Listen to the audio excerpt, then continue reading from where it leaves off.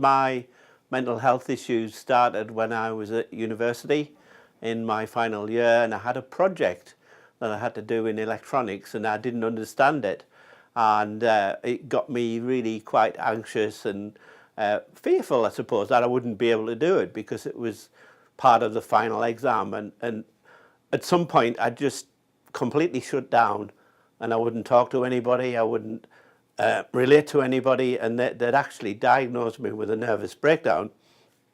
So I had to go into hospital, and then I went back to university and repeated that particular year. And the following year I got depression, mainly because of a woman that I was involved with. But I did complete my degree. They gave me a degree in the end. And really there was nothing very much more until probably quite a few years later, maybe 10 years later or something, when I was diagnosed as a bipolar. And this was based on the fact that I was showing some of the symptoms of bipolar, but I wasn't, I would have said, I wasn't showing all of the symptoms of being bipolar. So for me, it was the manic phase of a bipolar where I was excitable.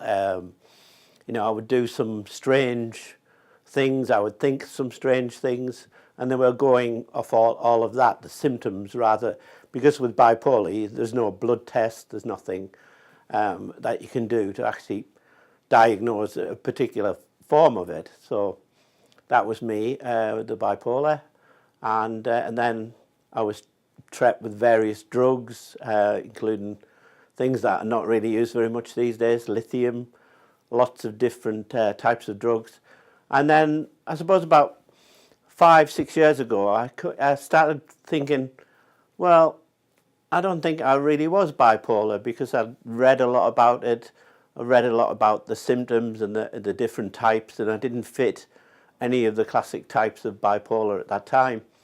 And then I actually changed my diet. I started taking lots more vitamins, in particular the B vitamins, vitamin D, magnesium to an extent in those days. And since then, I've realised that they are used a lot with people with mental health problems, and it's becoming a lot more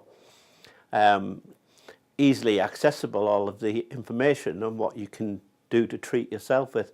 And at that point too, I stopped taking my prescription drugs, and I've never really looked back. I've never had a bipolar attack, or if you want to call it attack, or an issue. So I've become to believe that I was wrongly diagnosed as a bipolar. And then I discovered this group, this ManHealth group came along, and it's great to see what they're doing with the guys that are here. We're all mates together. We can share, you know, we can just share in confidence as well, our own experiences and how we've treated ourselves and how the medical profession have treated us, either wrongly or rightly. And it's great to be able to come and share your experiences of the past and how you're going to deal with it in the today and moving on into the future. And it's great to hear stories of other people who are going through similar things that I've already gone through, if you like. I would consider myself to be a recovering bipolar, if you want to put a label on me, even though I don't really like labels. But great group, great guys that come to the group, and I would recommend it to anybody that wants to come along and find out what we get up to.